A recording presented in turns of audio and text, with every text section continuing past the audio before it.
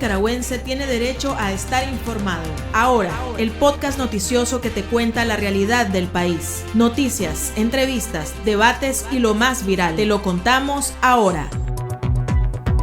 Hola, bienvenidos al podcast de Artículo 66. Wilmer Benavides nos presenta un vistazo de los titulares que han marcado este día. Trabajadores del diario La Prensa continúan retenidos e incomunicados en la Dirección de Auxilio Judicial después del asalto policial al periódico y el arresto del gerente general del medio independiente. Daniel Ortega continúa regalando la nacionalidad nicaragüense a sus amigos. En esta ocasión le otorgó la condición al director de la planta de vacunas Mechnikov, originario de Rusia.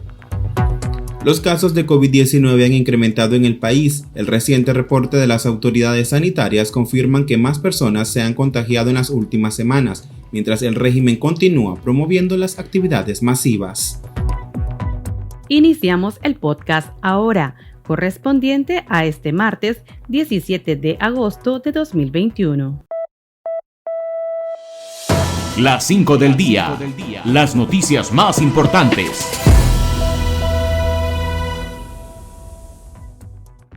El régimen de Daniel Ortega mantiene retenidos y aislados a 3 trabajadores del diario La Prensa, luego que arrestara al gerente general Juan Lorenzo Holman Chamorro, en medio de una nueva embestida en contra del periódico.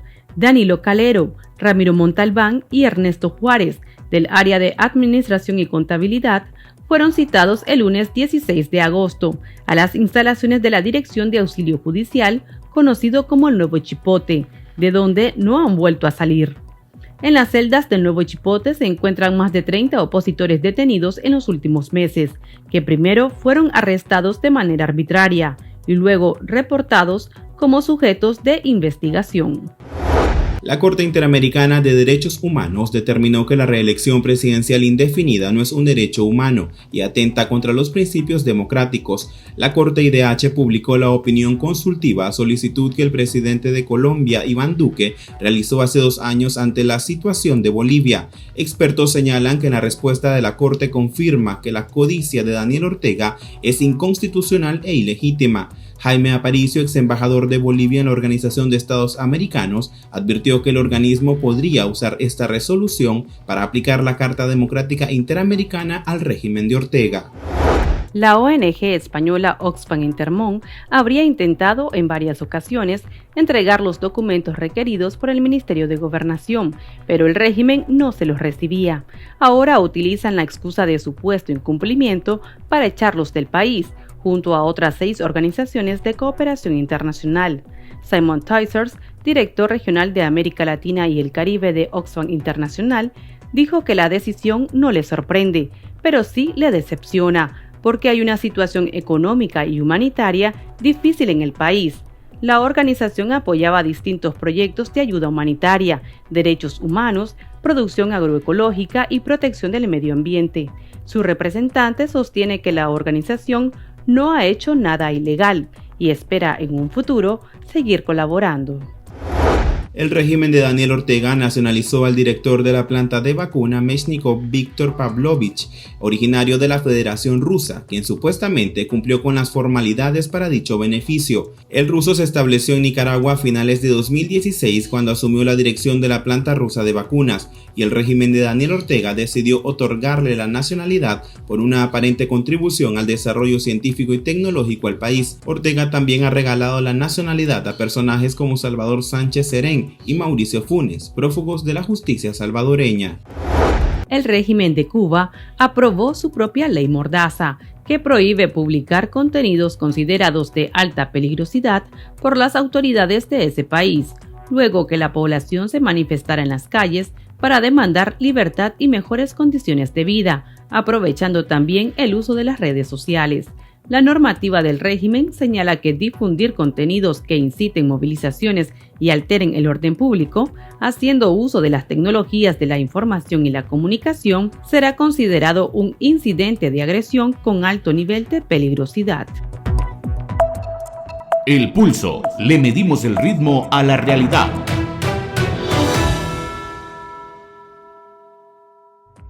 El Ministerio de Salud confirmó que los contagios de COVID-19 alcanzaron cifras elevadas en el país, después de un continuo cuestionamiento del manejo de la pandemia y el aparente ocultamiento de los datos reales. Mediante un comunicado, la institución informó que en la semana del 10 al 17 de agosto detectaron 421 personas contagiadas, 23 más en relación a la semana anterior, lo que evidencia un incremento sostenido de casos confirmados en las últimas semanas.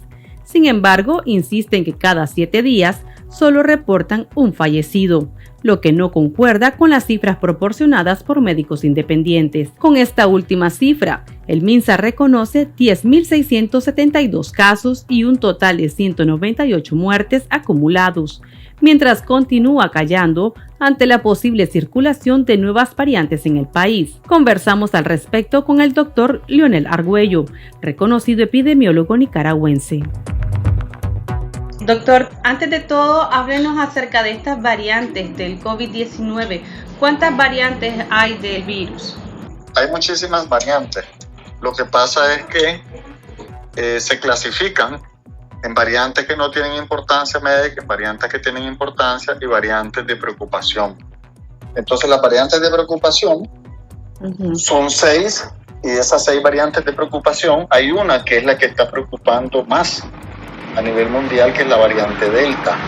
La variante Delta se identificó por primera vez en la India y ahora están clasificadas por el alfabeto griego. Está la variante Alfa, está la que se descubrió en Brasil, la que se descubrió en Sudáfrica, la que se descubrió en Japón y la que se descubrió en la India. Entonces la variante Delta ahorita es la variante más poderosa que hay porque tiene características más graves que el resto de las variantes.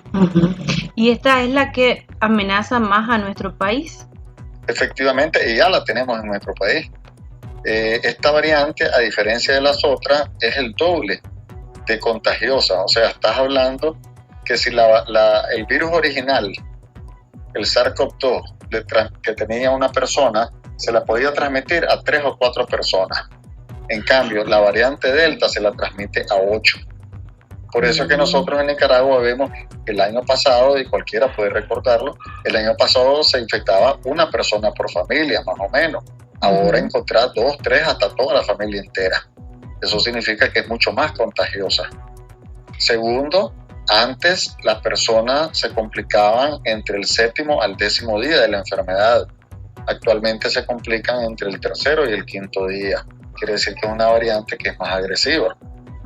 Y el año pasado, si bien habían casos en niños y jóvenes, era menor, ahora estamos observando mucho más casos en niños y mucho más casos en jóvenes, inclusive hospitalizados. Y han fallecido varios, gente de 30, 33 años, 35 años, que son gente joven. ¿Cuáles son los síntomas? ¿Se parece mucho al COVID que vimos el año pasado o no? Es básicamente el mismo, la sintomatología es el mismo, porque el año pasado daba cualquier tipo de sintomatología, porque el virus, una vez que entra, te inflama todos los órganos. Al inflamarse todos los órganos, te produce 2 cosas: o te da signos o señales del órgano afectado. Por ejemplo, si es la piel, te puede dar alergia; si es el intestino, te puede dar diarrea; si son los nervios, puedes perder el olfato y perder el gusto. Si son los ojos, te puede dar conjuntivitis o se te pone rosado el ojo. Si tenés afectaciones en el corazón, te puede dar arritmia. O sea, es bastante similar. Algunos plantean de que se presenta más con diarrea, pero la verdad es que eso todavía no está como muy definido. Pero la sintomatología es muy similar.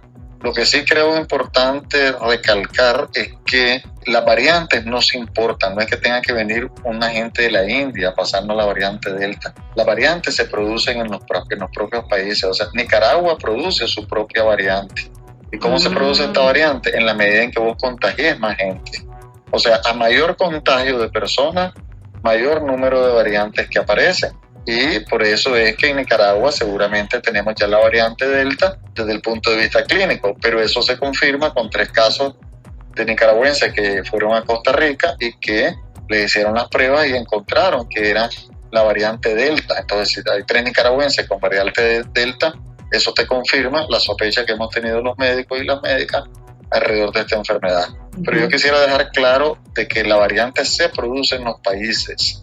En la medida en que hay contagio, y en el caso de Nicaragua son miles de personas que se contagian, en la medida en que más contagios hay, más aparecen las variantes y más difícil va a ser controlar la enfermedad. Y precisamente estamos viendo, por ejemplo, el reciente informe del MINSA que está aceptando un incremento de casos, a pesar de que se conoce pues por su secretismo. ¿Cuál es la situación en el país? ¿Ustedes han visto un repunte en estas últimas semanas? Y también, ¿cómo está la situación en los hospitales, doctor? En el mes de noviembre del año pasado, del 2020, el Ministerio de Salud, en su informe oficial, entre los últimos informes que sacó, señalaba de que se había aumentado en 7 veces más los muertos por neumonía. Eso significa por COVID-19, porque cuando vos estás en una epidemia, las muertes tienen que estar relacionadas a la epidemia, ¿verdad? Eso es como si está lloviendo, lo más lógico es que encontré gente mojada, ¿verdad? Lo raro sería que llueve y que todo el mundo está seco, eso no puede haber una lluvia seca, ¿verdad? Ya nosotros dijimos que venía la segunda ola y que iba subiendo el número de casos. De hecho, algunas semanas han sido más alto el número de casos que los números de casos que tuvimos en el año 2020. Lo que sucede es que la mortalidad está congelada. Es un muerto cada semana, pues, lo cual es imposible, en ningún país del mundo sucede. Pero además, si vos lo contrastás con los datos del Observatorio Ciudadano, te das cuenta que el MINSA dice un muerto a la semana y el Observatorio Ciudadano dice 83. O sea, más de 80 veces. Es el subregistro que tiene el Ministerio de Salud. Y eso, que lo que dice el Observatorio Ciudadano, yo creo que es más o menos como la mitad de la realidad, porque tampoco es la realidad total. Entonces el problema es serio. Lo más fácil es agarrar ahí encuestado, preguntarle a cualquier persona y te va a decir que ha visto casos, que ha visto fallecidos, que en su barrio hay casos, que en su barrio hay fallecidos. La gente se queda callada para poder velar a su muerto, ¿verdad? Ya no se hacen entierros express para que no se alerte a la gente, pero la verdad es que nosotros estamos mal y vamos peor. Consultamos sobre este tema a nuestros lectores y esto fue lo que nos dijeron. El chat. Abrimos los micrófonos a nuestros oyentes. La estrategia del gobierno ha sido esconder las cifras para no alarmar a la población, como si de ello depende que la economía, su talón de Aquiles, no termine de deprimirse. Por eso fomentan la economía familiar y feria, con sus aglomeraciones, siendo un acto irresponsable. Aquí en Camuapa ha muerto mucha gente. Yo creo que no aparecen en los registros del MINSA. Y sucesivamente en cada pueblo, etcétera.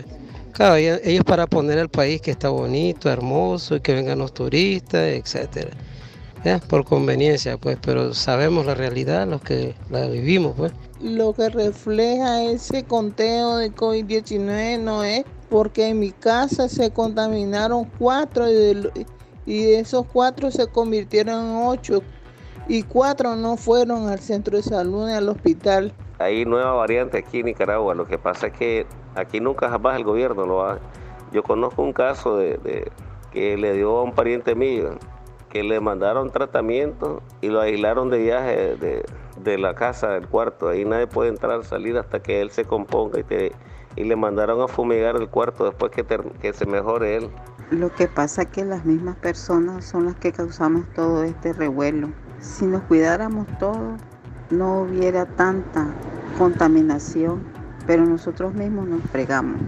Yo pienso que el Ministerio de Salud debiera de llamar al lavado de manos, a que la gente se cuide más y a evitar aglomeraciones. También para mí el gobierno tiene mucha culpa en esto. La gente de manera creativa fue la que logró tomar medidas preventivas, pero el Estado como Estado, el gobierno como gobierno, jamás dictó ni siquiera una medida, ni en los buses, ni en los cines, ni en los restaurantes, ni en ningún lugar público. De tal manera pues que este rebrote que está surgiendo ahorita es porque la gente misma, como no ha habido ninguna medida preventiva del gobierno, ha soltado, digamos, las medidas que venía teniendo de manera creativa.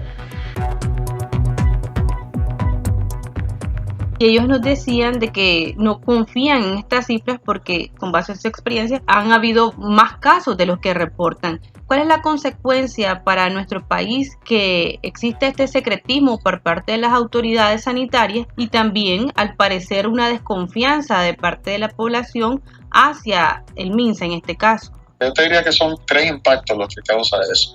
El primero, que le crea a la población una falsa seguridad. Cree que no hay casos como en otros lados del mundo, y en Nicaragua no tenemos nada especial para ser diferente al resto del mundo, y por tanto esa falsa seguridad hace que vos no puedas valorar tu riesgo y por tanto no tomas las medidas de prevención. Al no educar a la población, pues lo que estás haciendo es poniendo a la población en peligro, porque la misma no puede tomar sus medidas de prevención. Y la responsabilidad número 1 del gobierno y del Estado y del Ministerio de Salud es velar por la salud de la población, por la vida y la salud de la población, y eso es lo primero.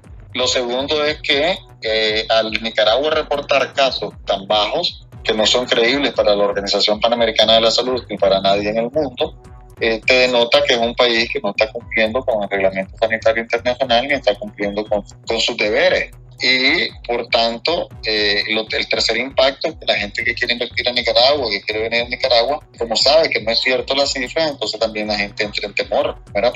para poder venir a Nicaragua. El turista no se engaña porque el gobierno notifique pocos casos, porque sus propios países le indican de que no viaje a Nicaragua. Y doctor, ¿se ha visto que hay muchas personas que se están automedicando o no? ¿Cuál ha sido lo que está haciendo la población cada vez que se siente enferma y sospecha de este virus? Ahí tenemos 3 problemas graves también. El primero es que no hay acceso a la gente para que se pueda hacer exámenes. Cuando en todos lados del mundo, por aquí mismo, pues en Centroamérica, hay países que han hecho más de casi 2 millones de exámenes. Nosotros no sabemos ni cuántos exámenes se han hecho, pero no hay acceso de la población a hacerse el examen. Primera falla, porque es importante confirmar el diagnóstico, ¿verdad? Y notificar. Segundo es que la población ha escuchado información que es falsa acerca de medicamentos que se tienen que tomar, y eso hace que se automediquen innecesariamente y más bien contraproducentemente, porque no hay, o sea, el tratamiento de la COVID-19 es en base a síntomas. Yo no te voy a dar a vos un medicamento contra la diarrea si no tenés diarrea. Yo no te voy a dar un medicamento contra el dolor de cabeza o contra la inflamación si no lo tenés. No te voy a dar una gota para abrirte la nariz porque la tenés tapada o constipada si no la tenés, ¿me explico? Entonces, ¿para qué vas a tomar algo que no te sirve? Porque los medicamentos sí causan reacciones secundarias. Y lo último es que el Ministerio de Salud está dando 2 medicamentos, que es ivermectina y colchicina, que está demostrado científicamente, que hay muchísima evidencia científica alrededor de eso, que no funcionan. Y la responsabilidad número 1 en la medicina y por supuesto en el rector de la salud, que es el Ministerio de Salud, es no hacer daño. Ahora estamos viendo también una persecución contra el gremio médico. ¿Cómo afecta esta situación precisamente a la salud de los nicaragüenses, doctor? Mira, bueno, primero yo diría la salud mental, que está muy afectada por la crisis socioeconómica, la crisis política, ahora la crisis de la COVID, esa incertidumbre que no sabes si tenés o no tenés COVID, si te puede dar o no te puede dar, todo eso afecta seriamente. Y si además estás atacando a los médicos que van a atender a la población, pues la población también se asusta. Y como había señalado anteriormente, todo eso incrementa el desprestigio del Ministerio de Salud frente a la gente. Entonces la población prefiere quedarse en la casa, morirse, que ir a una unidad de salud. Por otro lado, yo creo que el Ministerio de Salud debería llamar a los médicos para felicitarnos, no para decirnos que no hablemos de la COVID, sino para felicitarnos, porque hemos hecho un trabajo enorme, ¿verdad? Y es un trabajo que le corresponde y es de obligación hacerlo al Ministerio de Salud. Pero ¿quiénes son los que han estado aclarándole a la gente? ¿Quiénes son los que han estado recetándole a la gente, dándoles consultas gratuitas? ¿Quiénes son los que han estado promoviendo que se vacune la población? Hemos sido los médicos y las médicas. Entonces, yo creo que ahí hay una equivocación y hay que rectificar. Las recomendaciones para la población. Sí, la primera recomendación es que uno tiene que identificar el riesgo. Así como usted sabe que no puede pasar por esa calle porque lo asaltan, así tiene que estar claro que la COVID está por todos lados de Nicaragua. Hay mayor número de gente que se están enfermando, que se están complicando y que están falleciendo. Entonces tenemos que estar claros de eso. No podemos seguir jugando con la enfermedad que más daño ha hecho al mundo en los últimos 100 años. Esta es una enfermedad que es impresionante, la capacidad que tiene para hacer daño al ser humano. Porque no solamente te enfermas, te complica o te mata, sino también que los que no se mueren, entre el 35 al 70%, o sea, de cada 10, personas que se enfermaron, entre 3 a 7 personas, van a tener 3 meses después lo que se llama COVID persistente, que son las secuelas o daños, que en Nicaragua yo he visto muchísimos pacientes, se les cae el pelo, le duelen las articulaciones, un día no se puede levantar de la cama, otro día le cuesta respirar, etcétera. Entonces imagínense esto, y la población joven que sufra eso, más bien vamos a tener más depresión, más riesgo de suicidio y más suicidio por esta enfermedad. Las medidas preventivas son, en primer lugar, mantener la distancia, estar al menos a 2 metros entre persona y persona. ¿Por qué al menos 2 metros? Porque si vos estás a 2 metros, yo no respiro el virus que vos tenés enfrente. Segundo, no debo tocarme ni los ojos, ni la nariz, ni la boca, porque mis manos están contaminadas, porque todo el mundo respira al menos 14 veces por minuto y está tirando millones de virus por todos lados. Y debo lavarme frecuentemente las manos con agua y jabón por al menos 40 segundos, incluyendo los dedos gordos, las uñas y las muñecas, y entre los dedos. Luego tenés que utilizar, si vas a salir, ¿verdad? Tenés que utilizar mascarilla bien ajustada que te tape la nariz y la boca todo el tiempo, ¿verdad? Y siempre estar manteniendo la distancia de 2 metros. Si puedes, hay que utilizar una careta facial o pantalla protectora plástica. Tratar de estar en lugares ventilados, porque el virus puede permanecer 3 horas en el aire. Entonces hay que hacer ventilación para que ese virus se vaya. Y la otra cosa importante es que si ya estás en edad para vacunarte, hay que vacunarse. La vacunación debería ser de prioridad y de extrema urgencia para las y los trabajadores de salud por 2 razones técnicas. Uno, porque el trabajador de salud trabaja en un ambiente donde hay más virus y puede contagiarse. Y 2, porque atiende una gran cantidad de pacientes, al menos 50, y puede ser fuente de contagio para esos pacientes, pero también para su familia. Y debe ponerse las 2 dosis correspondientes de la vacuna para lograr una inmunidad. Pero tenemos que acelerar el proceso de vacunación. La gente vacunada tiene que seguir tomando las medidas de prevención, primero porque puede transmitir la enfermedad a otra, y segundo porque también se pueden infectar o se pueden contagiar. Entonces aquí tenemos que zafarnos, y la medida de zafarnos es que tomemos las medidas de prevención. Doctor, me llamó la atención algo que usted dijo y no lo quiero pasar por alto. Usted dice que las personas vacunadas pueden contagiarse. Efectivamente, las personas vacunadas tienen que seguir utilizando las mismas medidas de prevención como las personas no vacunadas. ¿Por qué razón? Primero, porque la persona vacunada a lo mejor no se enferma, pero sí tiene el virus en los pulmones y lo está transmitiendo a otras personas. Entonces, si no se pone la mascarilla, va a estar transmitiendo a otras personas, por eso se debe cuidar. Y segundo, porque no todo el mundo que es vacunado va a quedar protegido. Por ejemplo, si te vacunas con la Covishield, que es la AstraZeneca, la vacuna de la India, ¿verdad? De cada 100 personas vacunadas, 82 van a quedar protegidas y vacunadas, y 18 van a quedar vacunadas pero no protegidas. Si te pones el Sputnik, van a quedar de cada 100 personas 92 vacunadas y protegidas, y 8 vacunadas pero no protegidas. O sea, la vacuna no cubre el 100%.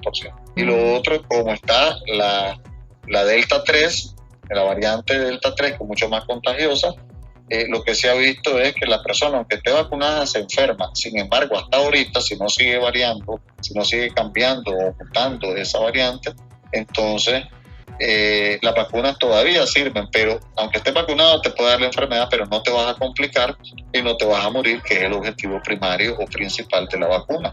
Muchas gracias, doctor, muy amable. Ok, a la orden. Chao. Las noticias más destacadas, el ritmo de la realidad nacional y debates para comprender el panorama social. Ahora, el podcast informativo sobre Nicaragua.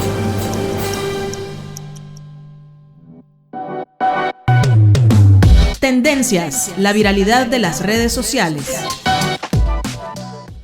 La alcaldía sandinista de Masaya realizará su propio festín en honor a San Jerónimo, pasando por alto las disposiciones de la Iglesia Católica, que han preferido la solemnidad para evitar más contagios de COVID-19. Sin embargo, la alcaldesa Yanina Noguera inauguró las fiestas más largas del país, que concluirán con la gritería el 7 de diciembre. Este es el segundo año consecutivo que la dictadura monta sus propias fiestas patronales en Masaya, una de las ciudades que en 2020 registró numerosos entierros express asociados a la pandemia.